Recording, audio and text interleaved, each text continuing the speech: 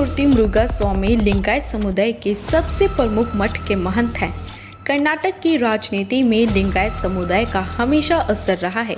माना जाता है कि लिंगायत का समर्थन जिस दल को मिल जाए, राज्य में उसकी सरकार पक्की है। अब आपको बताते हैं कि ये मठ आखिरकार अचानक चर्चा का विषय क्यों बन गया।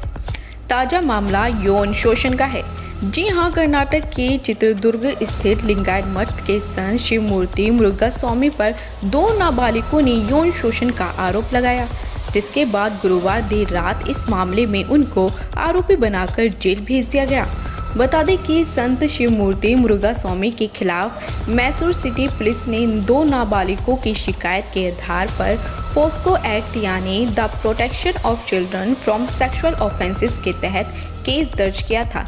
शिकायत ये मिली थी कि 2 लड़कियां जिनकी उम्र 15 और 16 साल है, वो उसी मठ के स्कूल में पढ़ती थी, लेकिन उनके साथ लगातार 3.5 साल तक दुष्कर्म किया गया।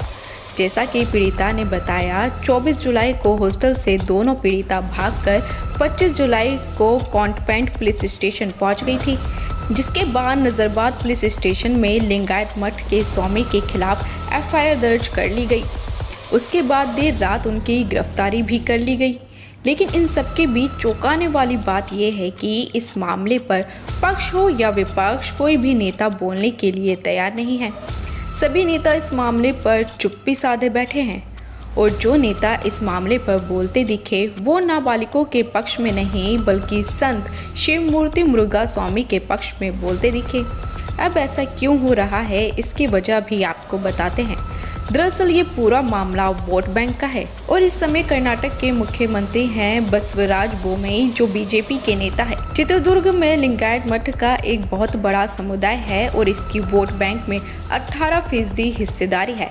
साथ ही कई सारी सीटें इसके अंदर आती हैं, जिसके चलते ये समुदाय राजनीति और नेताओं के लिए काफी अहम है।